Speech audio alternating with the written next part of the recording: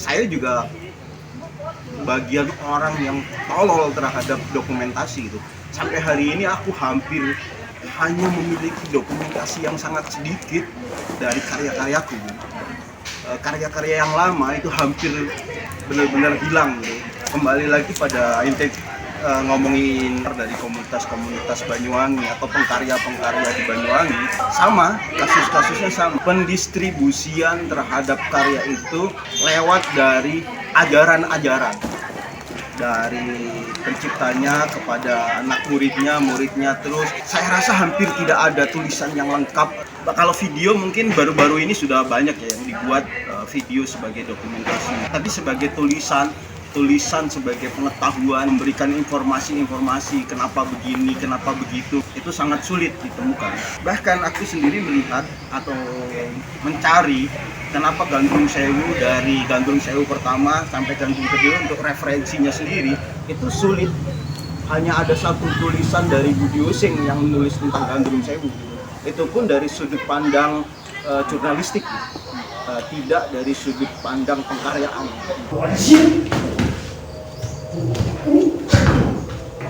Banyuwangi sendiri, kalau soal untuk di lingkup seni, khususnya seni tari, hanya dihargai dari mungkin hanya bentuk estetika dan sekedar menarikan atau sekedar karya yang sekedar berkarya. Oke, itu adalah sisi gelisah saya ketika saya di Banyuwangi.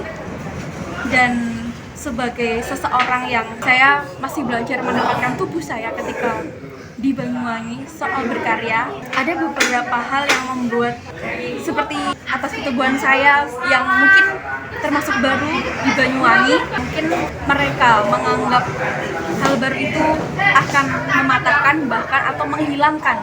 Itu adalah perspektif kota Banyuwangi soal di dunia seni tari. Mau jauh kapan, mau jauh besok, kapan ini, hari itu, nanti apa?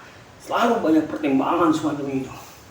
Ketika satu sistem kebudayaan sudah terbentuk, kemudian ada hal baru yang masuk, itu secara otomatis pasti dianggap menjadi pengganggu. Misalkan ada satu tatanan, satu subkultur ada dalam satu daerah, kemudian masuk kultur lain, itu pasti kultur ini akan menjadi dicap menjadi pengganggu. Itu pasti secara tidak langsung mereka takut struktur yang sudah terbentuk akan hilang.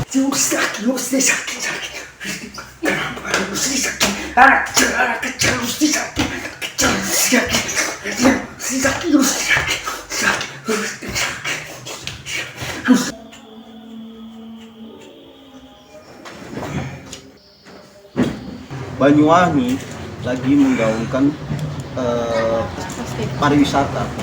Kita lihat baru-baru ini terjadi pemerkosaan seorang anak perempuan di Pulau Merah, baru-baru ini. Kenapa itu terjadi? Karena pemerintah dan kota tidak menyiapkan fasilitas.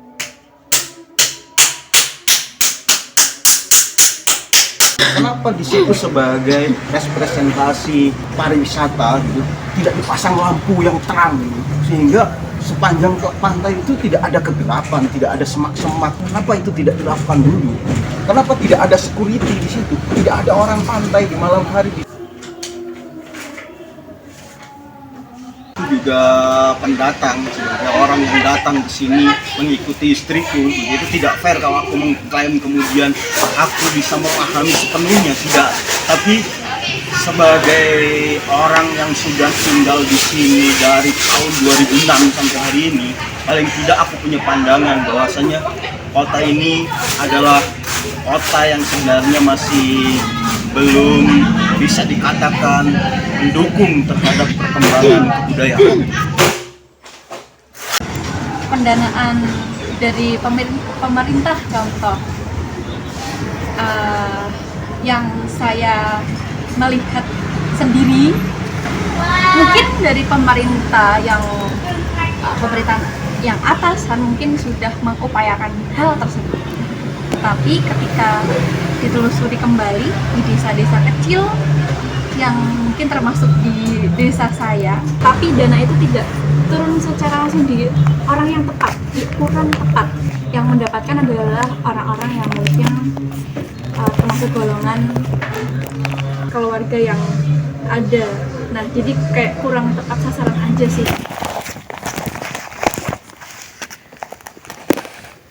Publikasi festival-festival di Banyuwangi, saya bisa pastikan dan kita bisa sama-sama cross check bahwasanya seluruh foto-foto yang dipajang, penari-penari yang dipajang, mereka tidak dapat royalti. Oke, iya. Itu remeh sebenarnya. Seharusnya ada itu. Oke. Mereka dieksploitasi, fotonya dipajang di mana-mana gede, besar, tapi dia tidak mendapatkan royalti. Itu menurutku bagian dari hal-hal yang remeh, dari kesemena-menaan tata kota. Kota dan pemerintah butuh mereka hanya bergerak, menari, dijadikan alat untuk menimbulkan ekstensi kotanya, bahwasanya kotanya begini, kota gandum, kota begini, kota begini, kota begini.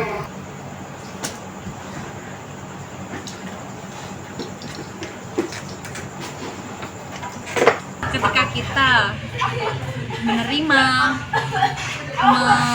berkolaborasi, saling merefleksi bersama, dan itu akan membuahkan sesuatu yang mungkin bisa menjadikan Banyuwangi lebih berkembang, lebih saling menerima. Kembali lagi ke diri kita masing-masing atas kebutuhan apa yang kita mau, apa yang kita ingin menggali lebih. Misal ketika kita ingin belajar lebih tentang dunia saya di seni, mungkin ya memang saya menyadari, kita sadar bahwa kita nanti akan seorang kodratnya perempuan, kita menjadi yang pasti akan menjadi ibu rumah tangga. Tetapi ketika ingin menggali lebih, kita punya kesadaran tinggi, oh ya, aku mau sesuatu itu untuk lebih, untuk diriku dan mungkin orang di sekitarku. Arah pendidikan itu sangat penting bagi teman-teman atau komunitas tari terutama.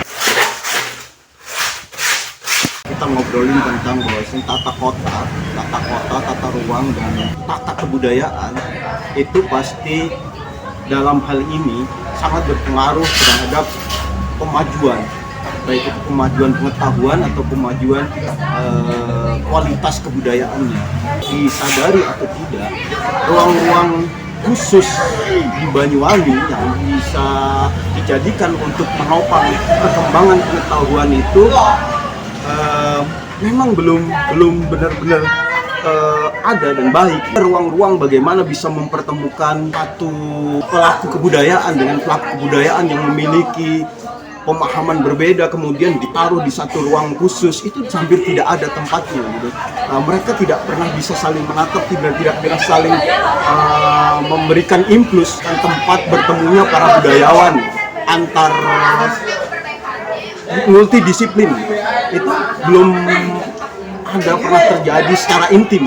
Mungkin itu yang menyebabkan tata kebudayaan di Banyuwangi itu masih memprotek dirinya ketika ada satu hal pengetahuan dari luar yang mungkin berbeda dari mereka. Nah, kebiasaan untuk saling menatap dari multidisiplin itu memang hampir tidak pernah terjadi, dan itu tidak difasilitasi oleh tata kota.